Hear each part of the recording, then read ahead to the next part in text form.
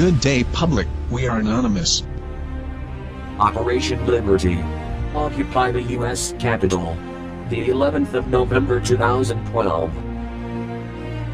We are at the critical crossroads in human history. The last remnants of freedom are about to be swept away. The time for action is now. When in the course of human events, it becomes necessary for one people to dissolve the political bands which have connected them with another, and to assume among the powers of the earth the separate and equal station to which the laws of nature and of nature's God entitle them, a decent respect to the opinions of mankind requires that they should declare the causes which impel them to the separation.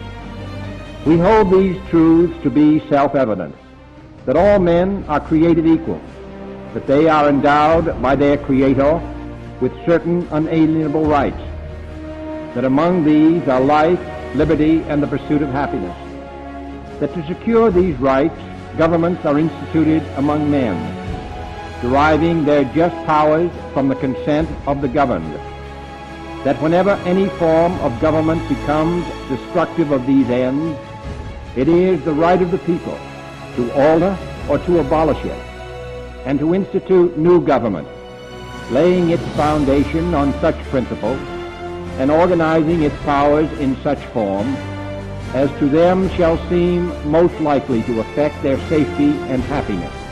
But when a long train of abuses and usurpations, pursuing invariably the same object, evinces a design to reduce them under absolute despotism, it is their right, it is their duty to throw off such government and to provide new gods for their future security. It's time for all of us to stand up for ourselves, our families, and our country. And we have very little time to influence the events that are headed our way. Right now, we must form a coalition across the left and the right. We must set aside our petty differences, no matter how important we think those differences are. We must unify against our common enemy. Our government has become a mere figurehead to the real powers that be. The Congress, the Senate, the executive branch do not represent our interest. They are bought and paid for. They are corrupt beyond all repair, and they deserve nothing less than to be arrested and tried for high treason. And I tried hard to be proud of my service, but all I could feel was shame.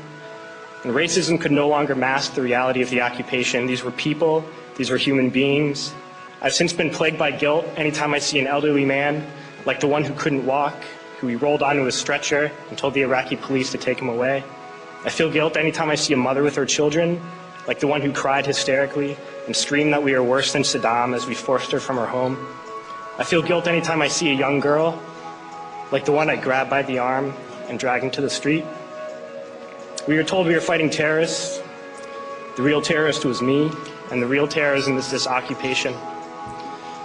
Racism within the military has long been an important tool to justify the destruction and occupation of another country. It has long been used to justify the killing, subjugation, and torture of another people. Racism is a vital weapon employed by this government. It is a more important weapon than a rifle, a tank, a bomber, or a battleship. It is more destructive than an artillery shell, or a bunker buster, or a Tomahawk missile. While those weapons are created and owned by this government, they are harmless without people willing to use them. Those who send us to war do not have to pull a trigger or lob a mortar round. They do not have to fight the war, they merely have to sell the war. They need a public who is willing to send their soldiers into harm's way. They need soldiers who are willing to kill and be killed without question. They can spend millions on a single bomb, but that bomb only becomes a weapon when the ranks in the military are willing to follow orders to use it. They can send every last soldier anywhere on earth, but there will only be a war if soldiers are willing to fight. And the ruling class, the billionaires who profit from human suffering, care only about expanding their wealth, controlling the world economy. Understand that their power lies only in their ability to convince us that war, oppression, and exploitation is in our interest. They understand that their wealth is dependent on their ability to convince the working class to die to control the market of another country. And convincing us to kill and die is based on their ability to make us think that we are somehow superior. Soldiers, sailors, Marines, airmen have nothing to gain from this occupation. The vast majority of people living in the U.S. have nothing to gain from this occupation. In fact, not only do we have nothing to gain, but we suffer more because of it. We lose limbs, endure trauma, and give our lives. Our families have to watch flag-draped coffins lowered into the earth. Millions in this country without health care, jobs, or access to education must watch this government squander over $450 million a day on this occupation.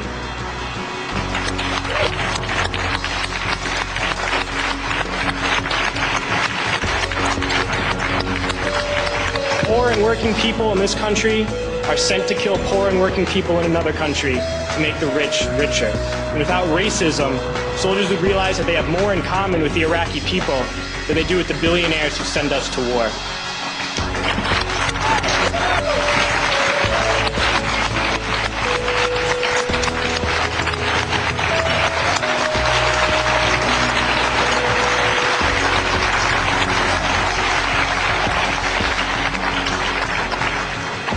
I threw families onto the street in Iraq, only to come home and find families thrown onto the street in this country, in this tragic and unnecessary foreclosure crisis. We need to wake up and realize that our real enemies are not in some distant land. They're not people whose names we don't know and cultures we don't understand. The enemy is people we know very well and people we can identify.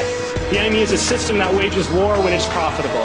The enemy is the CEOs who lay us off from our jobs when it's profitable. It's the insurance companies who deny us health care when it's profitable. It's the banks who take away our homes when it's profitable. Our enemy is not 5,000 miles away. They are right here at home. If we organize and fight with our sisters and brothers, we can stop this war, we can stop this government, and we can create a better world.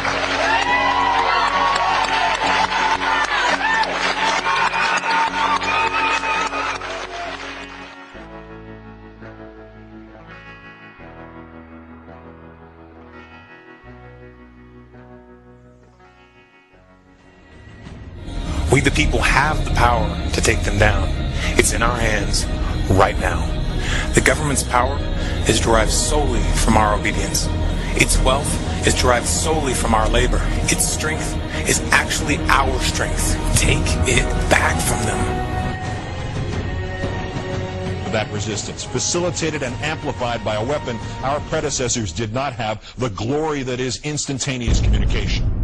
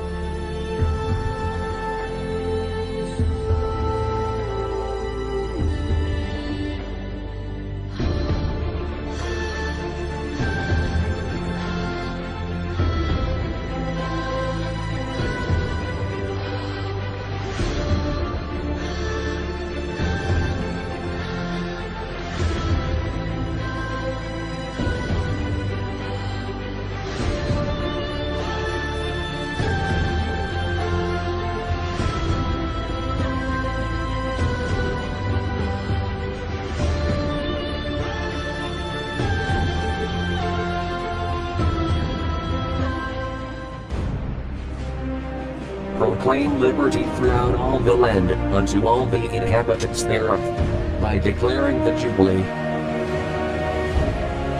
Cancel all debt, stop war, redistribute the land, eliminate poverty.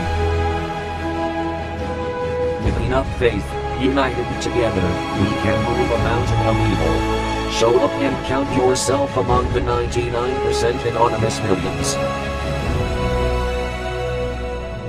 It's time. We won't get a second chance at this.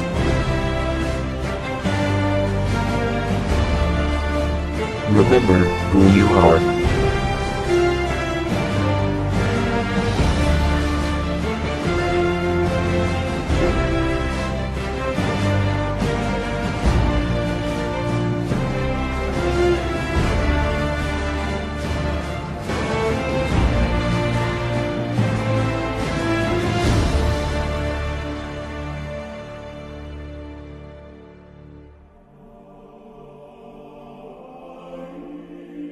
We are you.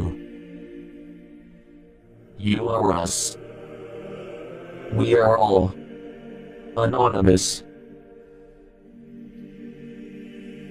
It is going to take all of us.